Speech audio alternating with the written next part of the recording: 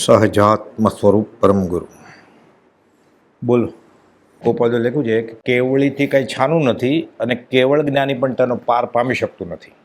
હવે વ્યાખ્યા શું કરી જ્ઞાનની કે અનંત જ્ઞાન, અનંત, જેનો અંત જ નથી એને કેવળ જ્ઞાન કહેવાય. અંત જ નથી એને તો તમને ખબર કેમ પડી કે એનો અંત છે? તમે વ્યાખ્યા કરી નાખી અનંત છે એ તમે પાર પામી ગયા ને. કેવળ જ્ઞાનીથી કંઈ છાનું નથી એટલે કેવળ જ્ઞાની બધું જ જાણે છે. તો કેવળ જ્ઞાની એ પણ જાણે છે કે જ્ઞાન અનંત છે અને કેવળ જ્ઞાન પણ એને પાર નથી પામી શકતું. એટલું બધું જ્ઞાન છે, અનંત, એનો અંત જ નથી તો પાર નથી પામી શકતું. તો તમે એમ કેમ નિશ્ચય લઈ લીધો કે આ અપૂરું છે? એટલે આ જરા શાંતિથી બેઠા હોય ને એટલે પછી ફરી વાર જો કેવળ જ્ઞાનથી કાંઈ અજાણ હોય જ નહીં. તો એને કેવળ જ્ઞાન કેટલું છે એ ખબર હોવી જોઈએ. પણ કુપોલ પછી એમ લખ્યું છે અને શાસ્ત્રમાં છે કે કેવળ જ્ઞાની પણ તેનો પાર પામી શકતો નથી. અનંત, એનો અંત જ નથી. તો તમે બધી વસ્તુનો પાર પામે, આનો અંત જ નથી એમ કેમ નક્કી કરી લીધું? તમે અંત હશે તો તમે એમ કેમ કીધું આ અનંત છે? તમને બધી વસ્તુ ખબર છે તો આનો અંત નથી એમ કેમ કીધું? અંત હોવો જોઈએ ને, છેવાડો. તમને તો કેવળ જ્ઞાન છે પણ આનો પાર ન પમાય કેમ? એમ જ છે. એટલે પછી ગોપાલે લખ્યું કેવળ જ્ઞાન થયા ત્યારે ખબર પડે. એટલે બહુ આપણે એમાં નથી ઓલું કરવાનું, પણ તો એમ એનો ખુલાસો કર્યો છે. કેવળ જ્ઞાનથી કંઈ છાનું નથી અને કેવળ જ્ઞાની પણ તેનો પાર પામી શકતું નથી. એમ પાર નથી પામ્યો તમે એમ કેમ કહી દીધું આનંદ છે? થોડી વધારે મહેનત કરો તો ખબર ન પડી જાય? પણ ના, એ સર્વજ્ઞ છે, એને ખબર છે કે આ અનંત છે. પણ અનંત હોય તો તમને અંત મળવો જોઈએ ને એનો. તમને ખબર કેમ પડી? એટલે નક્કી એનો પાર નથી પામ્યો ને તમે, તો પછી કેવળ જ્ઞાની કેમ કહો? એટલે એમ જ કુપોલ તર્ક કરીને સમજાવ્યું છે આપણને. પછી લખ્યું છે એ તો કેવળ જ્ઞાન થાય ત્યારે ખબર પડે. બધી સત્તા જગત કરતા શરૂઆતમાં હરિએ વાણીમાં મૂકી નથી, એમ વેદાંતની દ્રષ્ટિએ કહ્યું કુપોલ સૌભાગભાઈને. શરૂઆતમાં હરિએ આ સત્તા અમને પણ વાણીમાં મૂકી નથી, સર્વાધાર પુરુષે. હે ગૌતમ, હું મોક્ષનું સુખ જાણું છું પણ અહીંયા કોઈ એવો દાખલો નથી કે તને કહી શકું. છેલ્લે તો અનુભવે તો ખબર પડે. ગોળ કેવો હોય? મધ જેવો? તો આમ ગળ્યો ખરો પણ મધ જેવો એક્ઝેક્ટલી નહીં. સાકર જેવો, પતાસા જેવો, સેકરીન જેવો, શેરડીન રસ જેવો કેવો હોય? આમ એવો, પણ તદ્દન એવો નહીં ને. તો કેવો? મને તદ્દન કહો ને કેવો હોય? તો કે તું ખાઈ જો પાણી. એટલે છેલ્લે પોતે ખાશે ત્યારે જ ખબર પડશે. અને કે ખાશે પછી કઈ કેવી રીતે શકે પાછું? કેમ કે મૂંગો છે. શરૂઆતમાં હરિએ વાણીમાં સત્તા મૂકી નથી. 100 ગુંગા ગુડ ખાય કે કહે કોણ મુખ સ્વાદ? કબીર કહે છે કે મૂંગાએ ગોળ ખાધો, હવે કહેતો એટલે કે બહુ મજા આવી, આમ કરે. પણ બોલતો ખરો, પણ જીભ નથી કેવી રીતે બોલે? એટલે મોક્ષના સુખનું વર્ણન તીર્થંકર ભગવાને કરી ન શકે, કેમ કે અહીંયા કોઈ દાખલો નથી. બતાડે કેવી રીતે? તો એક ભાઈ આપણે જેવા હતા બ્રહ્મચારી પાછળ લાગે કે અમને કયો ને કયો. પછી બ્રહ્મચારી કહ્યું કે શું કરો તમે? તો ખેતી. કે હમણાં સારો પાક ઉગ્યો? તો કે ના રે ના, દુકાળ છે કે કંઈ. બળદ ને બધું બરોબર છે? નવો બળદ ખરીદ્યો છે કે કામ જ નથી કરતો, કે જોતરે વળગડે તો હાલતો જ નથી. કે છોકરા કાંઈ કામે નથી કરતા ને ભણતા નથી. કે છોકરી એને લગ્ન નથી થતા. કે બૈરું હવે તો પૂછવાનું જ હોય ને કે બૈરું એનું કહેવું જ શું કહેવાય? નરતી માથે કહ્યું બાળને મારતી, ધણીને ધમકાવતી, ક્લેશ રંડા કરે રાણ બુદ્ધિ. કે આમાંથી એક કોઈ દુઃખ ત્યાં નથી કે મોક્ષમાં. બસ જાઓ કે તકલીફ બહુ છે ને, કે આમાંથી એક કોઈ તકલીફ ત્યાં નથી કે એમના મોક્ષ. બ્રહ્મચારી નાસ્તિથી ને અસ્થિથી સમજે, વાણીમાં આવે એમ નથી. સહજાત્મ સ્વરૂપ પરમ ગુરુ. કેવળ જ્ઞાન તેની આદિ પામતું નથી અને કેવળ જ્ઞાનથી કંઈ છાનું નથી. એ અંગે તમારો પ્રશ્ન છે. કેવળ જ્ઞાન તેની આદિ પામતું નથી અને કેવળ જ્ઞાનથી કંઈ છાનું નથી, એ બે વાત પરસ્પર વિરોધી છે. તેનું સમાધાન કૃપાળુદેવે હાથ નોંધ પહેલીની 70મી નોંધમાં આપ્યું છે. કેવળ જ્ઞાનની સામાન્ય વ્યાખ્યા કરતાં એમ સમજાય કે કેવળ જ્ઞાન થયું કે બધું જ જાણે. હવે જો બધું જ જાણે તો પ્રથમ સિદ્ધ કોણ? પ્રથમ જીવનો પર્યાય કયો હતો અને પ્રથમ પરમાણુનો પર્યાય કયો? આ અનાદિ છે એમ કેવળ જ્ઞાનથી જણાયું. હવે જેની આદિ નહીં, જેનો આગલો છેડો નહીં, એટલે કે કેવળ જ્ઞાનથી પણ તેની આદિ પામી શકાય નહીં. જો કેવળ જ્ઞાનથી કંઈ છાનું હોય જ નહીં તો માનવું શું અને શું સમજવું? કેમ કે એની આદિ નહીં એમ નિર્ણય લીધો.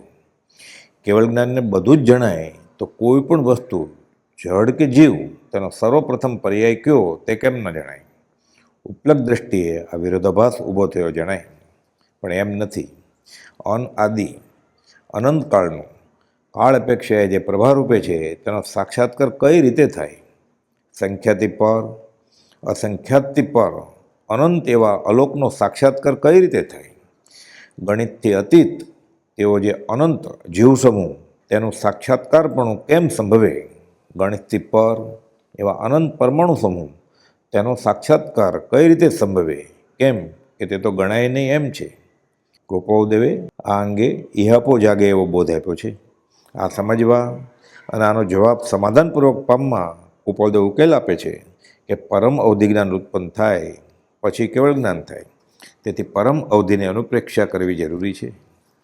ઉપયોગ પર ઉપયોગની એકાગ્રતા થાય અને કેવળીને સતત નિજ સ્વરૂપનું ભાન હોય. આત્મસિદ્ધિ ગાથા 113. કેવળ નિજ સ્વભાવનું અખંડ વર્તે જ્ઞાન, કહીએ કેવળ જ્ઞાન તે દેહ છતાં નિર્વાણ. તો વિકલ્પ ઊભો થાય કે નિર્વિકલ્પ એવા કેવળ જ્ઞાનને જગત લોક જણાય કેમ? ઉપયોગનો પ્રયોગ કર્યા વગર જ સહજ ઉપયોગે તે કેવળ જ્ઞાન છે. આ રહસ્યની અનુપ્રેક્ષાથી કેવળ જ્ઞાનીને અનંત કેમ ભાસ્યું એ સમજાવવા યોગ્ય રસ્તો છે. ફક્ત આરસીમાં જેમ છે એમ પ્રતિબિંબ પડે છે. આનો સમાધાનપૂર્વક જવાબ પરમ અવધિ જ્ઞાનની અનુપ્રેક્ષા થાય, સહજ ઉપયોગની અનુપ્રેક્ષા થાય પછી આ સમજાય એમ આ હાથ નોંધમાં કૃપાળુદેવે નોંધ્યું છે. સર્વજ્ઞને સર્વકાળનું જ્ઞાન થાય છે એમ કહ્યું છે.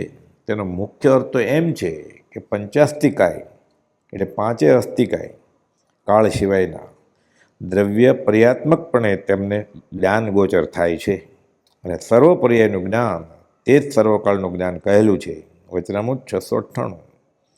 આત્માપણે કેવળ ઉજાગર અવસ્થા વર્તે, અર્થાત આત્મા પોતાના સ્વરૂપને વિશે કેવળ જાગ્રત હોય ત્યારે તેને કેવળ જ્ઞાન વર્તે છે એમ કહેવું યોગ્ય છે. એવો શ્રી તીર્થંકરનો આશય છે. વચનામૃત 431. આત્માને વિશેથી સર્વ પ્રકારનો અન્ય અધ્યાસ ટળી સ્ફટિકની પેઠે આત્મા અત્યંત શુદ્ધતા ભજે તે કેવળ જ્ઞાન છે. અને જગત જ્ઞાન પણ તેને વારંવાર જીન આગમમાં કહ્યું છે તે મહાત્મ્યથી કરી બાહ્ય દ્રષ્ટિ જેવો પુરુષાર્થમાં પ્રવર્તે તે હેતુ છે. ભૂત ભવિષ્ય જાણવું એનું નામ કેવળ જ્ઞાન છે એવી વ્યાખ્યા મુખ્યપણે શાસ્ત્રકારે પણ કહી નથી. જ્ઞાનનું અત્યંત શુદ્ધ થવું તેને કેવળ જ્ઞાન કહ્યું છે. આ જ્ઞાનમાં મુખ્ય તો આત્મસ્થિતિ અને આત્મસમાધિ કયા છે. જગતનું જ્ઞાન થવું એ આદિ કયું છે તે અપૂર્વ વિષયનું ગ્રહણ સામાન્ય જીવોથી થવું અશક્ય જાણીને કહ્યું છે. કેમ કે જગતના જ્ઞાન પર વિચાર કરતાં કરતાં આત્મસામર્થ્ય સમજાય. જગતનું જ્ઞાન થવું તેનું નામ કેવળ જ્ઞાન મુખ્યાતપણે ગણવા યોગ્ય નથી. તે પ્રત્યે અભિનિવેશ પણ કરવા યોગ્ય નથી. વચનામૃત 679. નિજ સ્વભાવ જ્ઞાનમાં કેવળ ઉપયોગે તન્મયાકાર સહજ સ્વભાવે નિર્વિકલ્પણે આત્મા પરિણમે તે કેવળ જ્ઞાન છે. કેવળ સ્વભાવ પરિણામે જ્ઞાન તે કેવળ જ્ઞાન છે. કેવળ જ્ઞાન છે. વચનામૃત 710. લખે છે વચનામૃત 187માં કે છેવટનું સ્વરૂપ સમજાયામાં અનુભવાયમાં અલ્પ પણ ન્યૂનતા રહી નથી. પરિપૂર્ણ સ્વરૂપ જ્ઞાન તો ઉત્પન્ન થયું જ છે. તે મૂકીને લોકાલોક પ્રત્યે કેમ જશે? શાસ્ત્ર પ્રમાણે જેનું જીવન છે તેની પાસે શાસ્ત્ર સમજે તો સમજાય. પોતાની યોગ્યતા વિના શાસ્ત્ર વાંચે તો ન સમજાય. મૂળ સ્થિતિ જો પૂછો મને તો સોંપી દઉં યોગી કને, પ્રથમ અંત ને મધ્ય એક, લોકરૂપ અલોકે દેખ. જીવાજીવ સ્થિતિને જોઈ ટળ્યો ઓર તો શંકા ખોઈ, એમ સ્થિતિ ત્યાં નહીં ઉપાય, ઉપાય કાં નહીં શંકા જાય. એ આશ્ચર્ય જાણે તે જાણ, જાણે ત્યારે પ્રગટે ભાણ. એટલે ભાણ એટલે સૂર્ય કેવળ જ્ઞાનરૂપી રવિ પ્રકાશે ત્યારે આ જણાય. આચરણ સૂત્રમાં 3જા અધ્યાયમાં 4થા ઉદ્દેશ્યમાં બીજો શ્લોક છે કે આત્મા જણાય ત્યારબાદ બધું જણાય. આત્મા જાણ્યો તેણે સર્વ જાણ્યું, સહજાત્મ સ્વરૂપ પરમ ગુરુ.